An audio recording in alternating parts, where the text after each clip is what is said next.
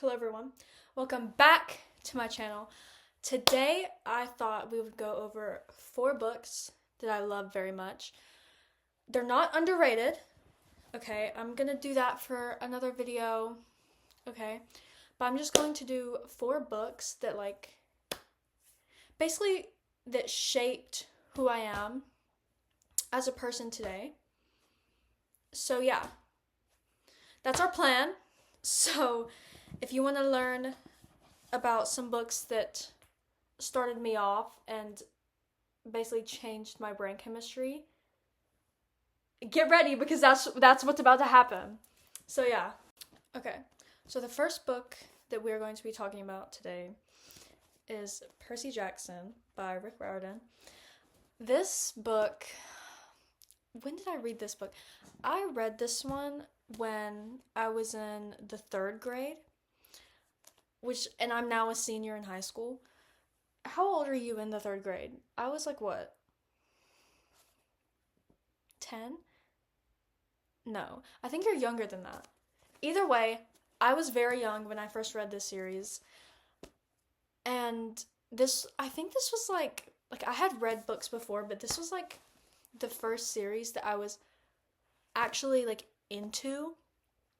And this introduced me to basically fandom culture and to fandoms in general and shipping culture because of how massive how massive the fandom was and how massive the toll that this book took on me was, because wow, if you can't tell, I love Percy Jackson very much.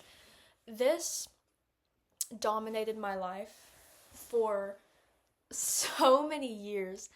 Little Addie was so in awe of this book. I read this for the first time and I was like, whoa. Going back to fandom culture, this book was the first one I read and then went and looked up on the internet. It's the first one that I was actually into in that way. And shipping culture. Annabeth and Percy, they're the blueprint for everything. It's this or nothing. This, slow burn, or nothing. Basically this changed my life. I don't know how else to put it. Because and I feel like it was written so well too. Kudos to Rick, because I feel like this was the first book that I had read that I felt connected to a character before. That character is Annabeth Chase, because we can talk about Percy in a second. Let's give Annabeth Chase her moment that she deserves, okay? Annabeth, she was everything to me. I wanted to be her so bad. I was a little girl and I just wanted to be her. I don't know how else to put it. I loved her so bad that I changed I didn't change my personality, but I was already like her. And then when I read this, I was like, I'm like her. I had even thought about for years that I wanted to be an architect because Annabeth Chase was an architect. I wanted to be smart because she was smart. She was my number 1 idol of all time. You do not know how badly I wanted to be her, or how badly I loved her, because she was so special to me. And when I watched the movies for the first time, Baby Addie was so disappointed. I was like, I hate this! I hate the movies! I hate them! And I didn't know the directors' names, but I hated them. And I was like, how dare they tarnish the good name of Perseus Jackson? you would think it was my book. Like, you would think I had written that and that had happened to something of mine. I was so upset by it. Like, I was offended even. I was so upset. Like, don't get me wrong, they're good movies on their own, but they're horrible adaptations. And I will stand by that. Good movie, bad adaptation. And then recently here when the show came out, I don't care, I thought it was good. I thought it was good. And if you were one of the people who hated on Leah, boy, do I have some words for you. As a kid who grew up wanting to play Annabeth and wanted to be her, Leah was perfect. I think Rick literally shook the book and all of those actors fell out. I think they did an amazing job. Leah handles Annabeth so well. I think the way she plays her and the attitude is so Annabeth. And if you think differently, you're just wrong. Okay? And also, another complaint I saw with the show was I think I saw someone complaining about how it was more telling of what happened and less showing. But I think with a book like this that has like a major fantasy element to it, it's so hard to get stuff like that. Like, I know we have good technology and stuff, but I think it's just so difficult to put everything into like an 8-episode show. It's so difficult, and I just think with a lot of books that's how it has to be. I'm very excited for season 2 because I thought season 1 was really good, especially compared to what we had before. I think the show did an amazing job, and yeah, this book changed who I am. Percy Jackson, the guy, not Walker, he was my first book boyfriend ever, and he just changed how I looked at guys. I think, like, I started reading how sweet he was to Annabeth, especially, like, in this series and in Heroes of Olympus, and I was like, that's what I want in the future. And someday, maybe I'll have that. I hope I'll have that. But yeah, that is Percy Jackson by Rick Riordan, my childhood series. Go read it if you haven't. It changed me. So yeah. Now, this next book I don't think this is a very popular opinion. Well, I see a lot of hate on this book, but I can't help but love it. Like, you just don't get it. Okay? And that's okay. And that book will be The Inheritance Games by Jennifer Lynn Barnes. Yeah, I know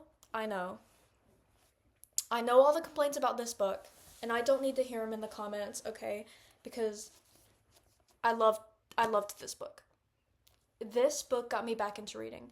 I had read Percy Jackson in elementary school, stopped reading for a while, read a little bit in middle school, and then this happened. I saw this on TikTok. I asked for it for Christmas because I was like, you know what? I'll give it a shot. And that reading this series started all of this for me. I read this and I was like, yeah, I'm gonna keep reading. And now I am where I am today because I read this series. Like, if I had not read this, I don't think I would have made a book talk. I don't think I would have gotten involved in this community. But I did. So here I am. I loved it. I don't care. I ate it up so bad. I think this is a good book if you're just starting to get in to reading, just like I had. I think it's very easy to start with an intro to book talk. I think it's really good for that. Also, like, I just enjoy it. Like, I recently read The Brothers Hawthorne, which is like a spin-off of it, and I ate it up in the same way that I ate these up. Like, it was so good. And also, I know a lot of people don't like Avery's personality, but like, don't come at my girl like that, please. She's just a girl. Please. She's just a 17-year-old girl trying to live her life, okay? And you know what? I wish I was her. I wish I was her. I wish someone would give me $42 billion just for fun. Like, I would not have done what she had done, personally. Personally, I would not have done that. But her decision, I stood by her decision. Because I'm gonna talk about some slightly spoilerish stuff. So if you plan on reading this and haven't, don't listen to me for the next few seconds. I know she gave away most of the money, but she still had $2 billion left. I don't think you guys understand how much money that is. Like, yeah, I would not have given away that much, but 42 billion with a B? That's a lot of money. A lot more money than most of us see in our entire lives. So I think what she did was fine. And also, the love triangle. I know a lot of people don't like love triangles. I don't really like love triangles. But whatever. I think this one was clear on who it was. I know a lot of you people were not for who she actually ended up with. And let me just say, I was. Once again, spoilers. Guys, I yapped about this love triangle for so long. So long. If you don't want to hear it, or if you don't want spoilers, I don't know why I had so much to say. Sorry. I was Team Jameson the whole time. There, I said it. I loved Jameson more than I loved Grayson. Don't get me wrong, I do like Grayson, but I don't think Grayson was ready for a relationship at all. I think he needed to do some personal healing. He needed to go to therapy, work on himself, and then get in a relationship. Emily messed him up. So did Eve. Okay, they both messed him up so bad. And I think because of that, he needed to learn how to love himself before he was able to love someone else. And I think in the case with Avery, that's how it was. He was not meant to be in a relationship with her because he was not ready. And I think Jameson and Avery are so good together. And I think they bring out the best in each other. And I think Jameson healed, like, Avery healed him. And I think Grayson can be the only one to heal Grayson. But I think someone needed to help Jameson. Does that make sense? I don't know if I'm making any sense. But anyways, back to a non-spoiler part. I think the concept was really good too. I will always love Jennifer Lynn Barnes' Mind. She wrote also The Naturals, and I thought that was a very good series. If you like Criminal Minds, you'll love The Inheritance.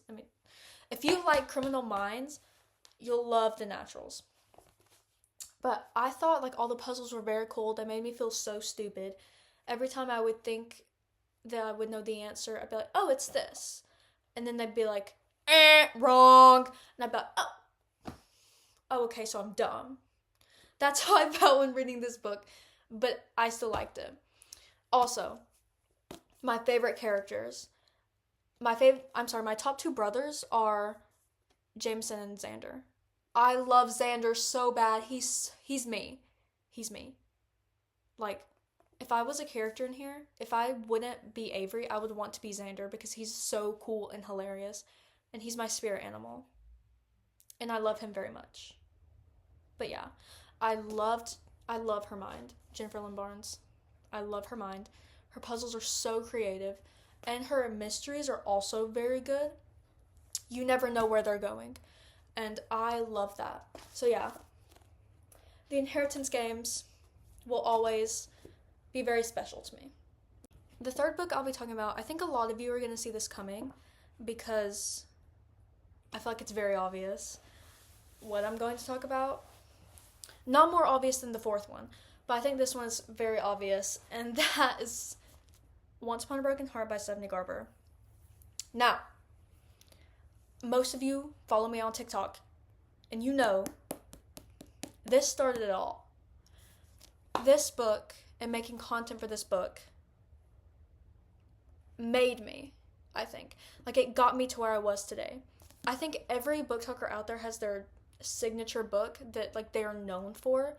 And I think if it's not another book, it's Once Upon a Broken Arm. Like, and Caraval.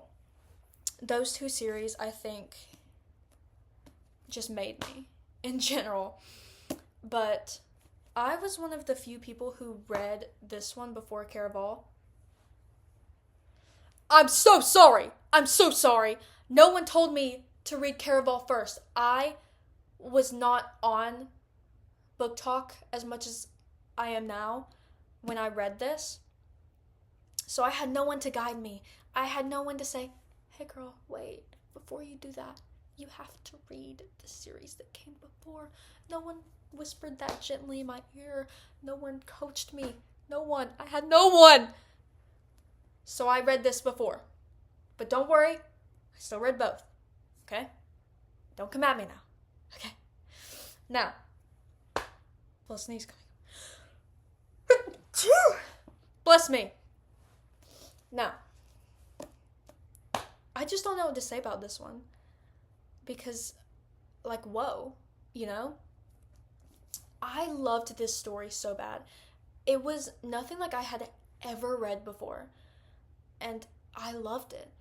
I loved the fairy tale environment that Stephanie can create. She creates that sort of magical environment so well. Me personally, I think she does. I think her world building is excellent. And it's not, like, so overwhelming either. Like, you don't... Like, it's not one of those fantasy books where you're, like, 100 pages in and you still have no clue how the magic system or, like, no clue how anything works. I think this is very good about that. Like, especially if you had read Caraval first, you go into it, like, knowing most of everything, even though you don't need to know all that much, you know? I just said no so many times. I'm sorry. But I love Evangeline and her character. I think, especially recently, the thing around being a woman is this whole thing where you have to be powerful and you have to not need a guy and you have to not want a guy or not want a significant other or not want to settle down for you to be seen as a very powerful woman. And I think Evangeline does a great job of proving that wrong. She is strong. She's strong, of course, and she fights. She doesn't, like, fight, but she fights her battles. But also, she is also very, like, sweet and a very lover more than a fighter girl. But also she is powerful. And it's known that even though she wants to find true love and she wants to settle down, even though she wants all of that, that doesn't make her any less of a strong woman. And I think that is something that needs to be recognized. Like, you don't have to slay the dragon to be a great woman. You don't have to do that to be a strong and powerful woman. You can be whatever you want and still be a strong woman. And I think Evangeline is a perfect example of that. She stays, like, constant, like, her character is always sweet, and she may be seen as naive and stuff, but she is still an amazing character, and I love that. And I also love Jax. I also love Jax. Actually, he does have a lot of haters. Never mind. I was gonna be like, but who doesn't? But a lot of people don't. So there's that. I think his character arc is very good. And hot take, I liked the third book. Hot take. A lot of people were mad because he didn't feel like himself, but I think that's a complete lie. I think he was just like who he was, however, he just developed. I think that's what it was. I think I'm not going to give any spoilers, but from what he had seen, everything happened, especially at the end of book 2. that changed him and changed his outlook on life. Meeting Evangeline changed him and made him want to be better and made him realize what he was doing was wrong. And I think all of that had something to do with how he acted in book 3. Like, I just think it was development. Not that he was just randomly different, because he wasn't. He had gone through so much in the span of a few books. And I think a lot of people forget that. They're used to the rude and mean Jax, but I think he was still mean and rude. Don't worry. Like, he was still a little mean and a little rude in book 3. But I think he rounded out his edges a little because of Evangeline, because of everything that he had seen in book 2 especially. And that's what I think. And while I do think book 3 probably was a little rushed, I don't think it was that bad. I liked it. But yeah, I saw a lot of people complain about Jax's character, and I just thought that was wrong because it wasn't true. So yeah. But anyways, something I also love is their love story. I thought it was so cute. I love their dynamic, and I love their banter. Their banter is so sweet. And something I will always be a tension girl over smut. Like, I will always love banter and all of that stuff more than I will ever like smut. So all these books are smut free, the ones that I'm talking about, by the way. So yeah, I love this book, and I love all the characters, and I thought it was very well written, for sure.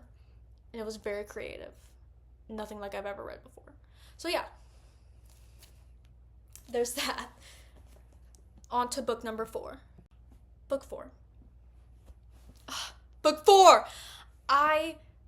Everyone's gonna see this coming. Everyone. Because I know if I had not put this book in, people would have been like, hey, why didn't you do this? Is something wrong with you? Who are you? Because this book is everything to me. If you know me at all, you know how much love that I have for this book. And that is going to be Heartless by Marissa Meyer. What can I not say about this book? If I could, I would talk for hours and hours about the things that I love about this book. Unfortunately, I do not have that time. So I'm just going to try to clump it all into one thing. This is a villain origin story for the Queen of Hearts, and it is one of the most beautiful books I've ever read, ever. So, and if you read it and you thought it was bad, that's fine. Just don't comment about it. Just don't come to me about it, because I will cry. Speaking of crying, a lot. The amount of tears I've spilled over this book, criminal. Like, wow. Even a year after I reread it this year. I think I read it June of 2023. I reread it November 2024. I still cried. Like, and I cried about it in between those 2 months. Because, wow, it had such an emotional, mental toll on me. But Katherine Pinkerton, I love her. She's me.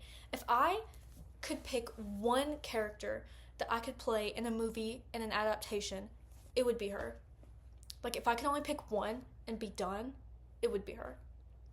Because I love her so bad. She did not deserve anything that happened to her. She was just a girl who wanted to open a bakery. She was literally just a girl, okay? Okay? And let me just say, after you read this, if you haven't, go read it. Because after, you won't be able to look at anything Alice in Wonderland related the same. Like, me and my friend Jira, we are both huge fans of this book, and we watched Alice in Wonderland. We had like a movie marathon, and we watched them together, and it was every single time that they would say something that was in this book or referenced in this book, we would text each other and be like, oh my gosh, they said it. And it just ruined me. Like, I've written so much about this book. I have 5+ playlists about this book. I rant about this book every single day. And yeah, there's not much that I don't love about this book. And a big thing that I love, actually, is the love interest. Jest. Guys, he is the funniest, sweetest book guy ever. Like, if I could have a boyfriend just like him, that's my best life, is to have a boyfriend like him, to have a husband like him. Because he is hilarious, he's sweet and kind and so respectful of her, and like, he's sweet, but they can also banter very well, and I love him so much, and he has such a way with words, and I just think this is my dream man ever. Like, it's him or nothing. Him or nothing. If it's not him, I don't want it. Anyways, and all the other characters are so amazing too. The main 4, Kath, Jest, Hadda, and Raven, their friendships, everything. The love, everything. The unrequited love, also everything. Because, whoa. And also, love the world. Wonderland, I just think the idea is so awesome, and it's so beautiful. Like, everything. And at first, it's a little slow, I'll be honest, but Jess comes in, and like the romance portion starts coming in, you're like, whoa. And then it rips your heart out. Heartless for a reason. It literally ripped my chest open, took out my heart, threw it on the ground, stabbed it a couple times, and stomped on it too, got ran over by an 18-wheeler, forwards and backwards, stomped on it some more. And that was my heart after this book. Because I don't know how else to explain it. It ruined my life. Genuinely, I think it ruined my life. But also was the best book I've ever read, ever. I hate it so bad, and it's my favorite book. They're just everything to me. Like, the whole tragicness of it, and the whole, like, it's a villain origin story, so you know it's going to end badly, because all villain origin stories do, really. And you're like, I know this is going to be awful for me. But throughout the story, you build up hope. And you're like, oh, yeah, they can do it. They got this. They're gonna get there, and they're gonna live their happy life together happily ever after. Even though you know that it's not gonna go well, you still hope it does. And I think that is the best part. And tales like that are everything to me, because you just know, but also the hope is there. And I love that. And something like this is kind of like, think about West Side Story. Think about Hadestown, if you have ever listened to Hadestown. Hadestown is very much like this, like the tale of Orpheus and Eurydice. Any of my Greek mythology nerds out there, if you would have told me that this was an Orpheus and Eurydice, like, retelling, I would believe you because it has like the same sort of aspects to it, like the same tragicness, but also the love and the building up of hope that I just talked about. It's all the same. And their tales are very similar. And it's also very similar to West Side Story in the sense that two people that come from very different places fall in love.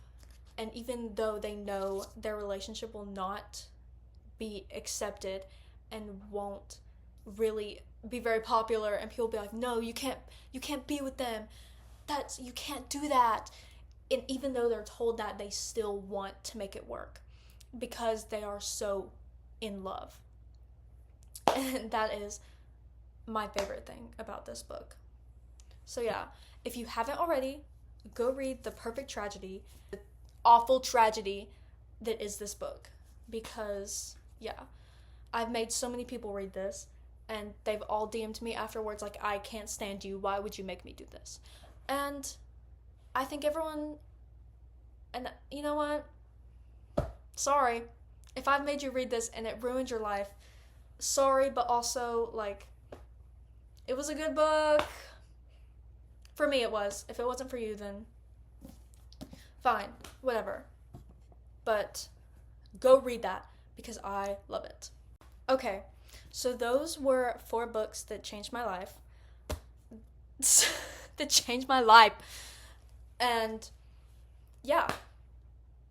And hopefully you were convinced to read something new.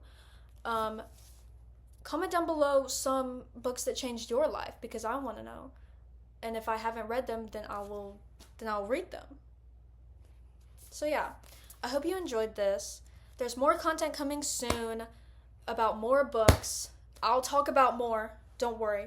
And I plan on doing some reading wrap-ups every month and some reading vlogs and maybe even some writing vlogs. Who knows? But yeah, tell me how you feel about these books. If they're positive, if they're negative, I don't think I'll be able to take that. Okay? So yeah, I hope you enjoyed this video. Please like, comment, and subscribe. I hope you all have a wondrous evening, day, or night. And yeah, I'll see you next time. Bye!